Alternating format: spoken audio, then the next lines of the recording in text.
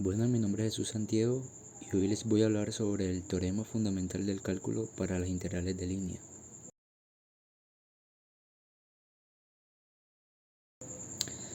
Para empezar, explicaremos un poco de su definición. El teorema fundamental de las integrales de línea, también conocido como teorema del gradiente, establece dicha fórmula.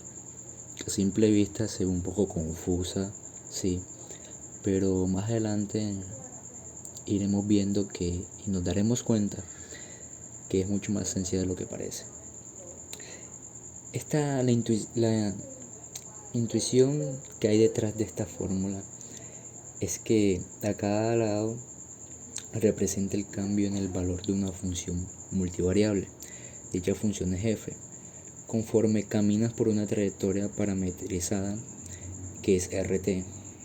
Esta fórmula implica que los campos gradientes son independientes de la trayectoria, es decir, que las integrales de línea sobre dos trayectorias que conectan los mismos puntos inicial y final son iguales.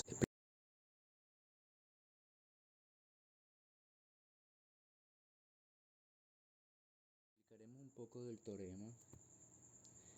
Hay que recordar la fórmula del teorema, que es la que vemos aquí en pantalla.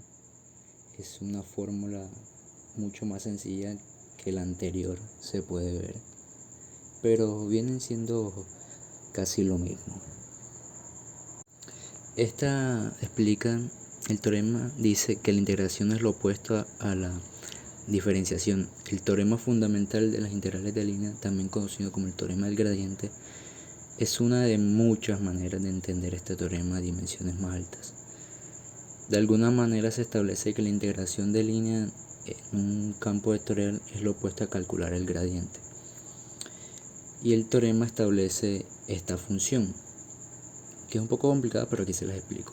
Donde f es alguna función escalar multivariable, donde delta de f es el gradiente de f, dicha función mencionada anteriormente, y rt es una función vectorial que parametriza alguna trayectoria en el espacio de entradas de f, dicha función mencionada anteriormente, donde ra y rb son los puntos inicial y final de la trayectoria, y r' de t es la derivada de rt, que como siempre esto lo vamos calculando componente a componente.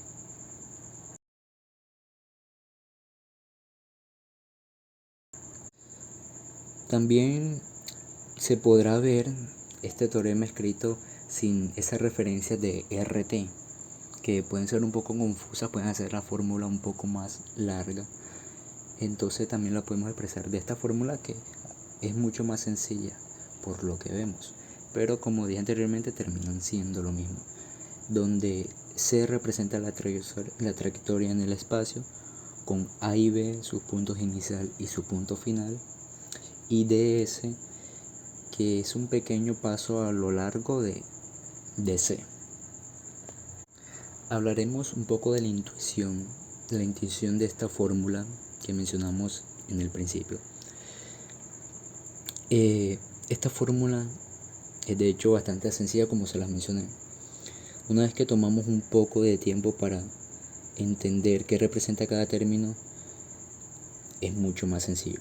Pero antes de eso hay que entender dos factores principales en el escenario. Uno, la trayectoria deambulando por el espacio, el espacio bidimensional.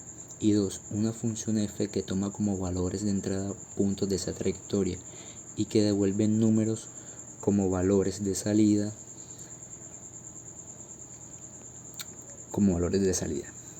¿Qué quiere decir esto? Pensemos un poco en cómo el valor de la función f cambia conforme caminamos alrededor de la trayectoria. En la siguiente gráfica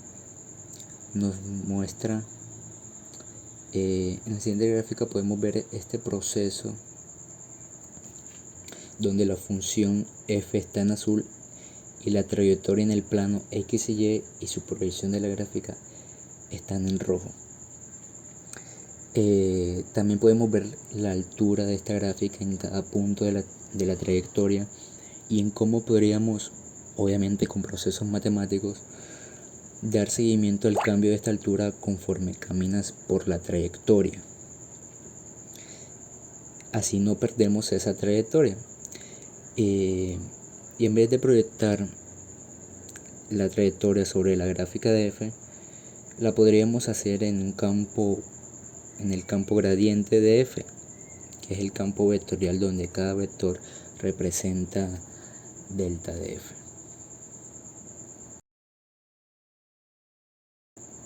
Y después de todo este proceso podemos darnos cuenta cómo queda ya esta fórmula, que queda prácticamente igual a como estaba en el principio. Como dije, no cambian mucho.